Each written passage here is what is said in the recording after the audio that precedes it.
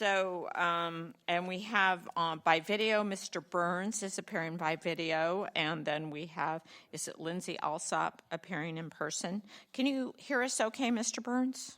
Yes, Your Honor. All right. Let us know if you have any difficulty hearing anything, and are you ready? I am. All right, go ahead. Good morning, Your Honors. Todd Burns on behalf of Mr. Eggleston. I would like to begin by thanking the panel for so quickly accommodating my request to appear remotely. And I would be remiss if I didn't also mention that members of the court staff and the clerk's office were especially responsive and helpful, and I'm deeply grateful for that. Well, I hope your family member's doing better, but I know that it's a grave situation for you. Thank you. Turning to the argument, my hope is to reserve 3 minutes for rebuttal, and I want to begin with the issues surrounding the preclusion of the third-party culpability defense. The government doesn't dispute that there was adequate evidence to support the third-party culpability defense, and it also doesn't dispute that the instruction given precluded that defense. As a matter of fact, in the pretrial filing, government counsel was fairly candid in indicating that that is exactly what she sought, to preclude the defense. And that is exactly what occurred. But what the government says on appeal is it doesn't matter because defense counsel was able to argue the defense during closing. That's not factually correct. Defense counsel was fully aware, as you can see from his pretrial filings, that if the instruction were given, that the defense would be precluded.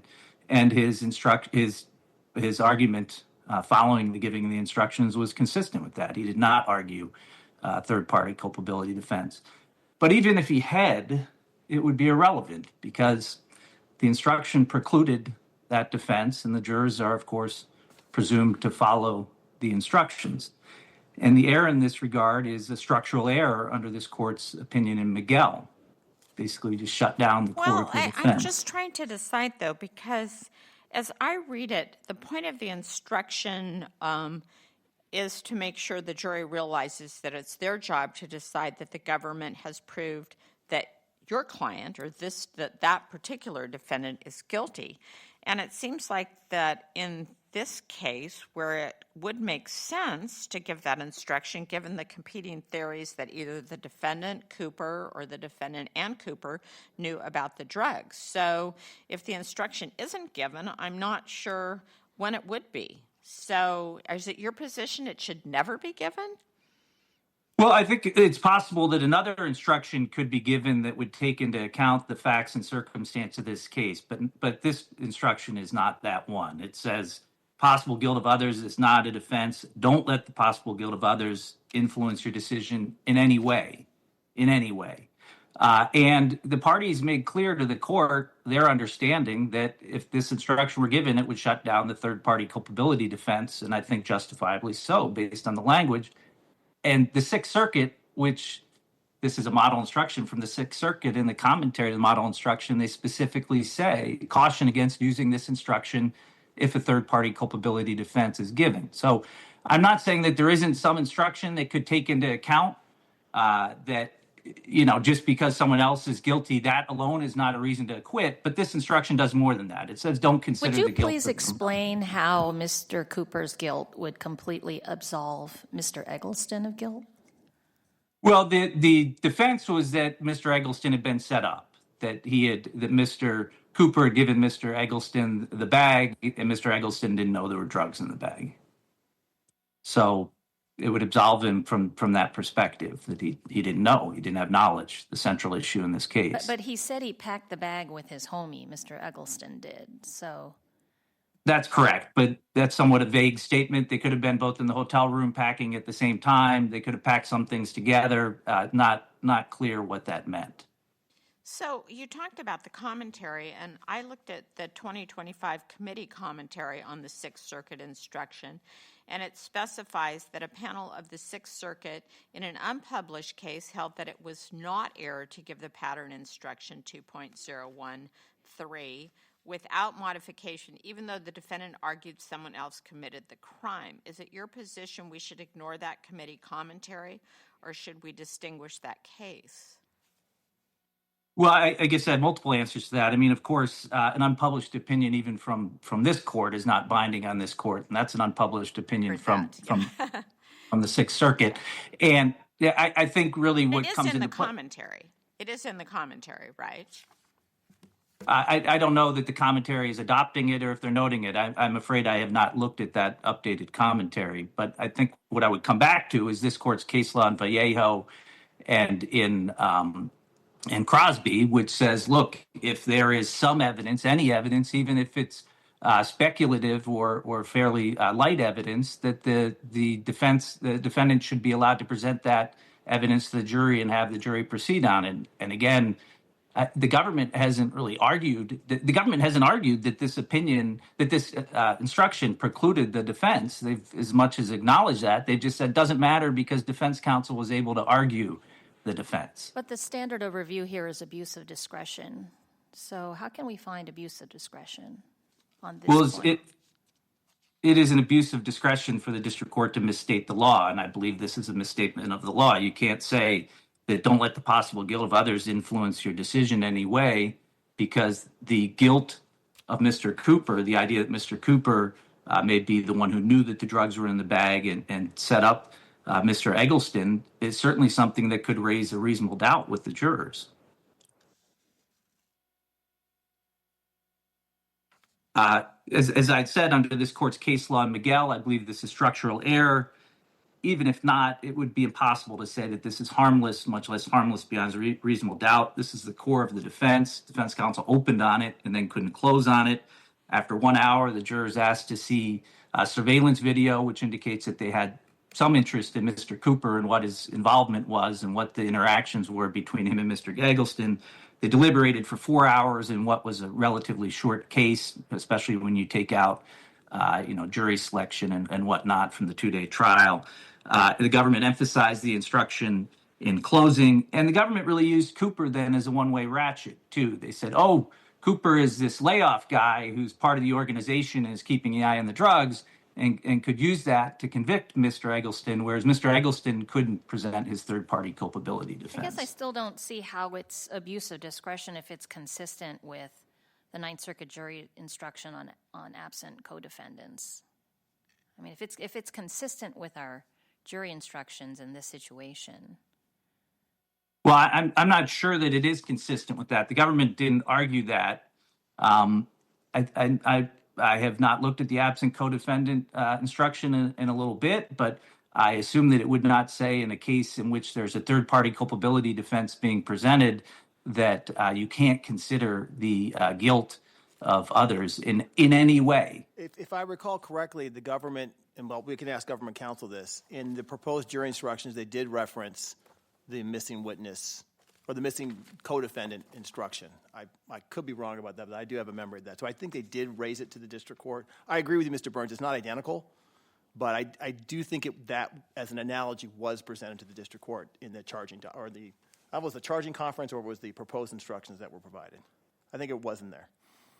Well, and again, I don't dispute that there isn't some formulation of instruction here that could take into account that, hey, you shouldn't acquit the person just because someone else is guilty. I don't think that's impermissible. But to say you can't take the guilt of someone else into account in any way is that goes much farther than a missing witness instruction, and it is especially problematic, impermissible error in the context of this case, because it prevented defense counsel from presenting the defense. He did not, in closing, argue the defense, and everyone seemed to understand that was the thrust of the instruction. That was what government counsel argued for in asking for the instruction, and it was certainly what defense counsel understood. And that was actually in the pretrial submissions of the proposed jury instructions. Everyone was on the same page as to the thrust of the instruction. If there are no more questions on that, I'd like to turn to briefly to the Jewell willful blindness instruction. There was insufficient evidence on either of the elements of that instruction. And beginning with the first one, whether or not the defendant believed, subjectively to a high degree of probability, that there were drugs in the bag. The government says, well, this keyboard is packed on top of the keyboard box, and that should have created such a subjective belief. First of all, it's not clear how the keyboard box were packaged because the person that unpacked the bag, TSA Officer Martinez, couldn't recall how they were packaged. But even setting that aside, there's no evidence that Mr. Eggleston saw that keyboard and keyboard box and saw the keyboard was out of the box and subjectively believed that there was a great probability that there were drugs in the box. There's no evidence he believed that subjectively, zero. But even if you were going to look at it objectively, which is not the test, I don't think you could say a reasonable person who sees that someone's packing a keyboard box and a keyboard outside the box would jump to the conclusion that, oh, there must be drugs in the box. That's a big leap, and that's objective. And that's, of course, a negligence or recklessness standard, which is exactly what the court, in the dissents in these cases is cautioned that Jewell should not plead into lessening the knowledge standard to something along the lines of recklessness or negligence. But our court en banc in Heredia said that there's no risk of it kind of being watered down to a negligence standard. Well, they said there's no risk if it's given in the right circumstances. That is where there is evidence that subjectively the defendant believed that there was a high probability there were drugs in there and then avoided knowing it basically Well, because... but you can have you can have, the defendant can go two ways. I think the prosecutor argued actual knowledge, but then they backed it up with the blindness. But the court, when you're a judge and you are presented with instructions, there has to be some evidence of that theory of the case, and there was some evidence of that. So how could that be error for the court to give it? There was no evidence that he subjectively believed that there might be drugs in the box. If you compare this to example to Jewell, the original case, there is all sorts of stuff where he says, look, I knew there was a compartment, but if I couldn't find anything there, I figured the people at the border couldn't find it. I knew the person that was asking me to do this was sketchy. I knew it was a dubious situation. Same thing in cases like Barron. There was a lot of, and Barron, they said it's not even appropriate to give a Jewell instruction. Well, I think the government presented evidence that a jury could rationally find to be willful blindness. It's got two elements for that, and the government presented evidence that Eggleston carried and checked the bag containing drugs, paid the bag fee using a prepaid card, falsely denied having checked the luggage before admitting that he did check the bag, and claimed he packed the bag with his homie. So, and then other evidence showed that the bag contained one of Eggleston's receipts. The Eggleston received a text message from, the emoji with mama said, call when you get in, and the bag contained almost 3 kilograms of fentanyl. So, I mean, there just has to be some evidence of the willfully blind, and I think there was some evidence there. But as this court said in Alvarado and Barron in examining similar, suspicious circumstances, those facts just go to knowledge. They do not show that the defendant subjectively believed there was a high probability there were drugs in there and then avoided confirming or dispelling that suspicion. There's just no evidence of his subjective belief. On the other hand, as Alvarado and Barron say, the jury could infer that he knew based on the suspicious circumstances, but there's no evidence of his subjective belief. And then there's no evidence. Want to save any time for rebuttal? You're down to a minute. I was hoping to save 3 minutes, but I was answering your question first. Okay, yes. Okay, so I'll give you 2 minutes. All right, we'll split the difference. All right, thank you. All right, we'll hear from the government.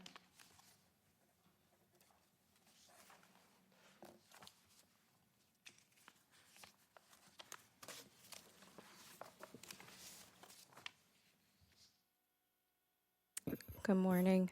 Good morning. Can you keep your voice up? Yes. May it please the court, Lindsay Alsup for the United States, the plaintiff appellee in this matter. The ultimate question in this case is whether there is substantial evidence of guilt, including, but not limited to, the video evidence that shows the defendant, Jermaine Eggleston. Can you address your opposing counsel's argument that isn't it a little bit misleading to say that you can't consider the guilt of others in any way? Didn't that preclude Mr. Eggleston from being able to argue that it was all Mr. Cooper and Mr. Eggleston didn't have knowledge, didn't have any reasonable probability to know that there were narcotics in the duffel bag? As reflected in the record, or the trial record, that is more specifically, the defendant was actually able to put forth his defense and to identify Zachary Cooper as the person who possessed not only the bag, but the narcotics in that bag. Defense counsel was unequivocal in closing that the defendant, Jermaine Eggleston, was not the owner of the bag or any of those items. They argued that, but if the judge gave them an instruction that they had to follow that said you could not consider the guilt of others, quote, in any way, end quote, doesn't that somehow negate the arguments that the defense counsel was trying to make? Respectfully, no, Your Honor, and I would just draw the court's attention also to the excerpt of record 426. It's omitted from defendant's briefs. However, Mr. Seiden, defense counsel at the time, actually agreed with the modification of that instruction. And the court said, and I quote, speaking of proposed instruction 31, is this the one that I reserved a decision on? So maybe whether anyone else should also be prosecuted for the crime. Mr. Seiden responded, I like that language, Judge. The court then responded, all right, I think that will be all of the changes then. So at that point in time, defense counsel agreed with the modification and agreed. Answer to the question.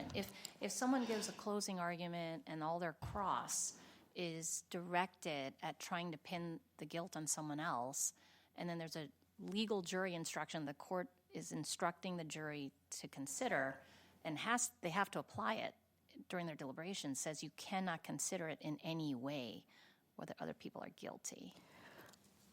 Your Honor, the instruction, given that there was also this idea of joint possession, the instruction would not have precluded, for example, jurors thinking that Zachary Cooper was also culpable for this crime.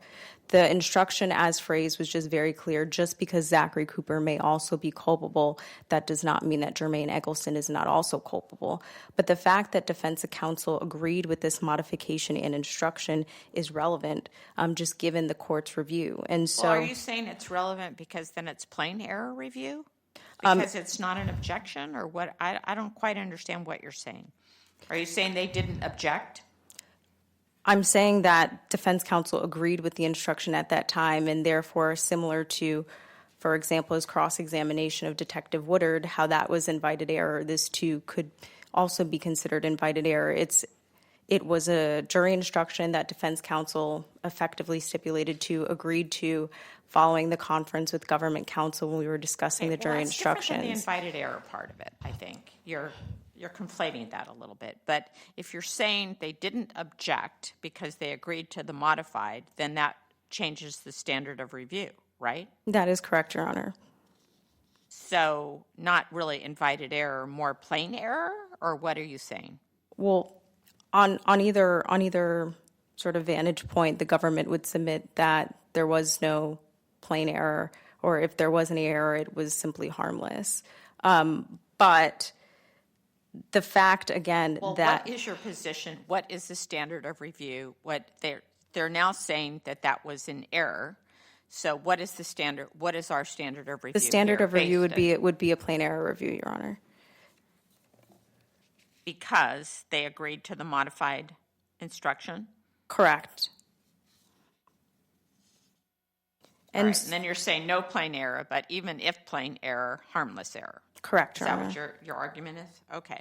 And if I could just jump in, I want to make sure we're all talking about the same thing. The language I think at issue here, I'm looking at ER 440, is do not let the possible guilt of others influence your decision in any way.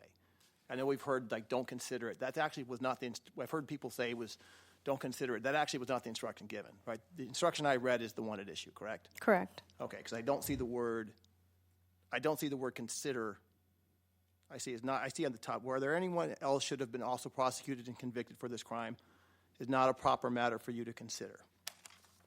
That seems to me pretty standard language. That's similar to our Ninth Circuit instruction when you have a co-defendant who drops out of the case. I think the problem, I'm not saying it's a problem, but the problematic is that last sentence. Do not let the possible guilt of others influence your decision in any way.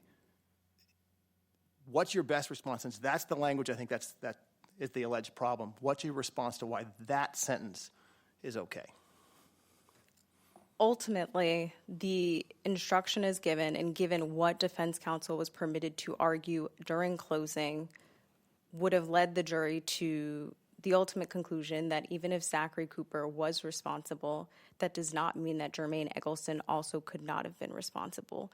And given the jury's ultimate verdict, they appear to have agreed, essentially, that Jermaine Eggleston, to some extent, was involved in the trafficking of narcotics, whether he jointly possessed them with Zachary Cooper or whether he possessed them on his own. And Zachary Cooper was none the wiser. But the purpose of that instruction was quite clear, that the jury should not get bogged down in this idea of essentially the fact that Zachary Cooper was not prosecuted for this crime, because that is something that defense counsel elicited during cross-examination of Detective Woodard, and tried to poke holes in the investigation and to suggest that just because Zachary Cooper, too, was not prosecuted for this crime, somehow Mr. Eggleston would have been innocent, and that was not necessarily the case. If I may, Can I ask you a different question? With regard to Agent Paris's testimony, when he's talking about that specific text that Judge Callahan read into the record, he gives the interpretation of what the courier who received that text would have understood that text to mean. He doesn't say most couriers, which is what you're required to do under Diaz. So how, I guess, you point to language in Paris's testimony about other topics where he says most couriers. But with regard to that text, it's specific to Mr. Eggleston. So why would that be permissible here? So it's important to note that Special Agent Paris did not attribute any sort of intent to Mr. Eggleston specifically. His testimony was keyed in on what a typical courier, or in some instances, what a typical mule, though he said that they were very rare and hard to come by, may do in a certain situation or instance. I don't believe that you can evaluate his one answer in a vacuum. It should be taken collectively with the entirety of his testimony. And throughout his testimony, he repeatedly qualified that in most instances, or in sometimes, couriers, or in some instances, mules, will take certain action or will not take certain action. But for this specific text message, and the government would respectfully submit that it is permissible under Diaz, Special Agent Paris did not say specifically that the defendant must have been a courier because he received that text message. His answer was that someone receiving that text message likely would have known that they were transporting narcotics or drugs. And it's also important to note that Special Agent Paris did not denote, for example, the specific kind of narcotic or drug, which further sort of separates his testimony from the defendant's specific actions in this case, and ultimately left this for something for the jury to decide. I would note and draw the court's attention to the fact that in closing, defense counsel actually argued this point and said, what does, this text mean? The expert says he doesn't know. He says it's a code. All right, what's the code? But he couldn't tell us. What's the key? What's the crypto? I don't know. And so defense counsel is not even interpreting the way that Special Agent Paris answered that question to attribute intent to the defendant, Mr. Eggleston, specifically. Based on defense counsel's argument, it was an open question. It could have been interpreted one way or it could have been interpreted another way. And because it was an open question and a matter ultimately for the jury to decide, Special Agent Paris, as the expert, was not telling the jury what they should believe, his testimony should be considered under Diaz, permissible under Diaz. Let me ask you one other question. When Agent Woodard said that Mr. Eggleston wasn't surprised when he was detained, was that post-arrest, pre-Miranda silence, or was that silence at the time of arrest? So, as an initial matter, I would also draw the court's attention to the fact that repeatedly, whether it be in direct examination of the witnesses, opening, closing, and rebuttal, the government never referred to silence. The government repeatedly referred to defendant's demeanor, which arguably is permissible. Well, I guess though, but generally speaking, I was a trial judge a really long time ago, and I was a trial attorney even longer time ago. But that being said, generally, whether a surprise would be like that's not really, you could describe someone's demeanor, but that's kind of an emotion.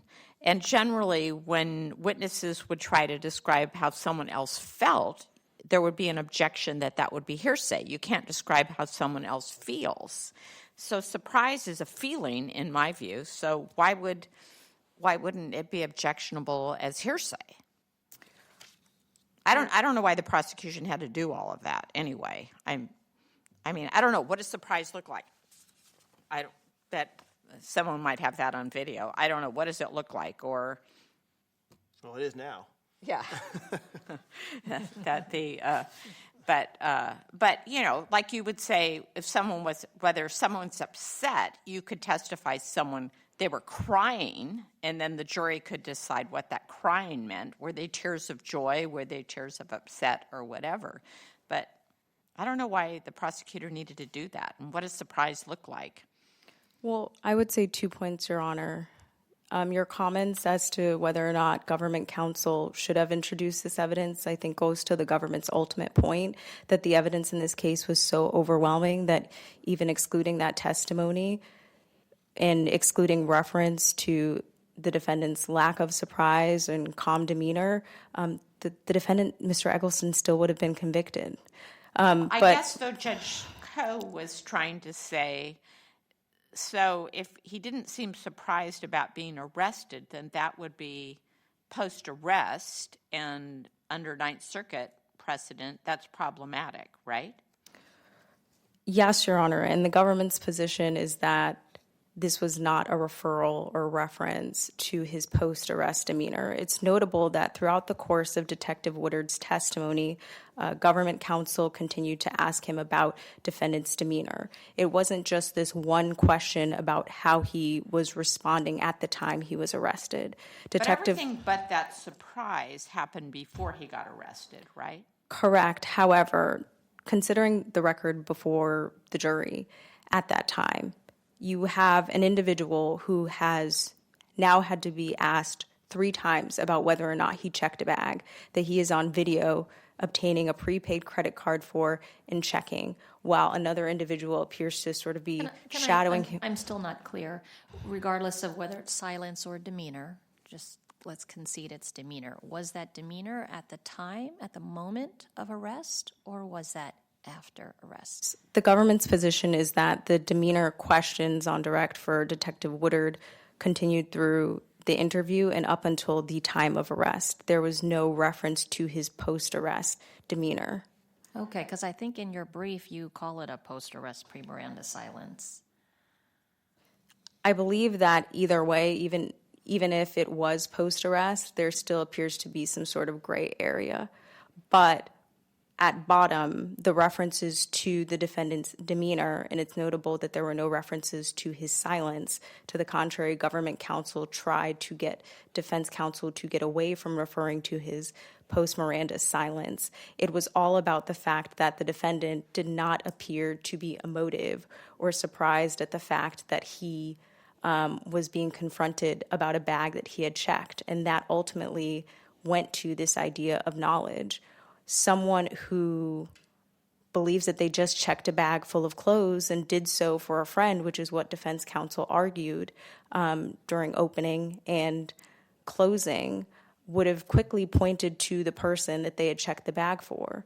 Zachary Cooper, the individual that the defense identified as the true owner of the bag and the drugs in it, was present at the gate with defendant, had purchased defendant's ticket to LA and his accommodations in LA.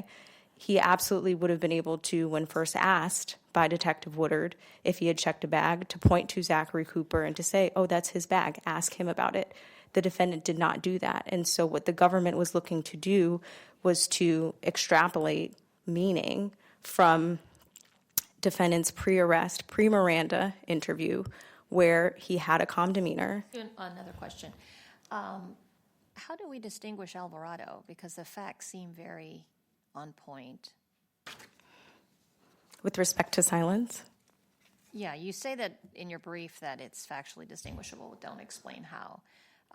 If we think the facts are the same, are there other ways that we should distinguish Alvarado? If so, what are those?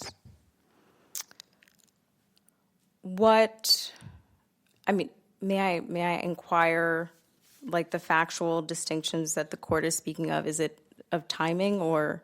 You don't get to ask the court questions. I No, you apologize. said in your brief it was factually distinguishable, but you didn't explain how. So I'm actually asking you if, what were you thinking when you made that, and I'm sorry, I don't know who wrote the brief, but, what was the government thinking when it made that assertion that Yes. the facts are different? Yes, Your Honor, and I If they're apologize. not different, are there other ways that we should be thinking about that case? Yes, Your Honor, and I apologize. I just wanted to best answer your question. So the key distinctions in this case, as far as defendant's silence, truly are the timing. It's the timing of when he was told about the drugs. And then the fact that the arrest happened after that, and subsequently with defense counsel's reference to the post-Miranda, post-arrest silence.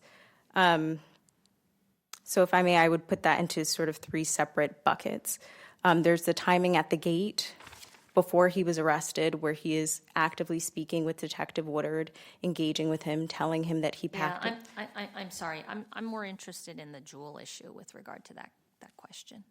Okay. Yeah, thank you. And I know we're running out of time, so So do you have any additional questions? no, thank you. All right, we've taken you over, so that concludes your time.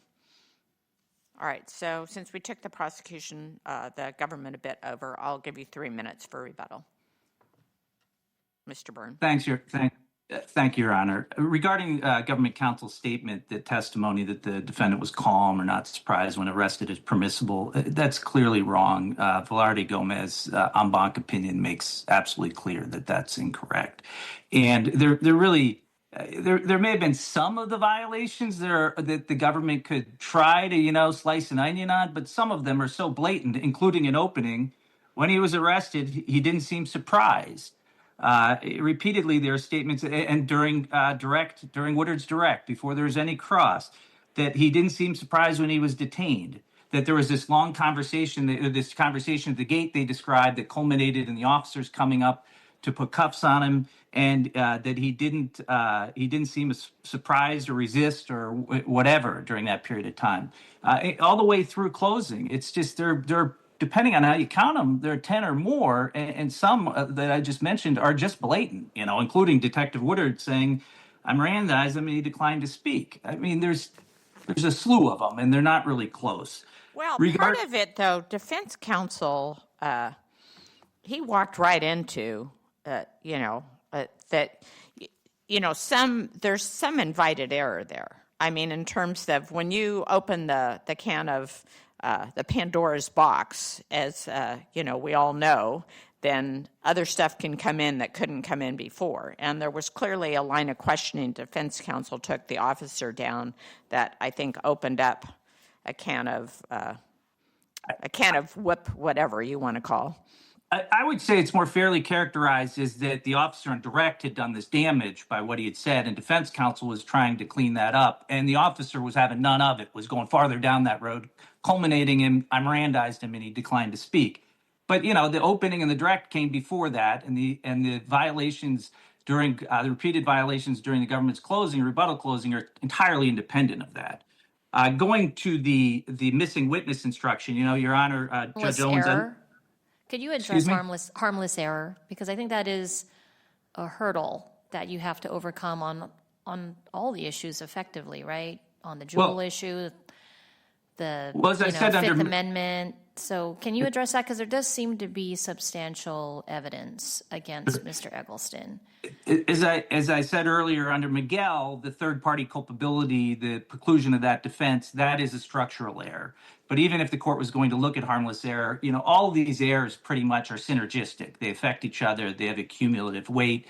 And when you look at the fact that the jury was out for 4 hours in what was probably a case in which there wasn't much more time spent on that, on evidence, the fact that they asked to see the video that Cooper was in, and the substantial evidence supporting that Cooper may have given this bag to to Mr. Eggleston, and it was his things in it because the clothes didn't fit Mr. Eggleston. I think all those, all those errors interact with each other. And so to say it's harmless after how long the jury was out and what they seem to be focused on, I just don't think that the government can get there. All right. We've taken you over the 3. If my colleagues don't have any additional questions, just take 30 seconds to wrap up, if you would. Thank you. I would just like to finish with the missing witness thing. I was trying to do some quick research here while listening. I went to the instruction the government cited, which appears to be dismissal charge against the defendant. Then I looked at dismissal charge against a co-defendant, 2.15, and it just, that Ninth Circuit model opinion just does not fit these circumstances and just does not go as far at all as the instruction that was given. With that, I'm done. Thank you. All right. Thank you both for your helpful argument in this matter. The case will stand submitted, and court will be in recess till tomorrow at 9 a.m. Thank you. All rise.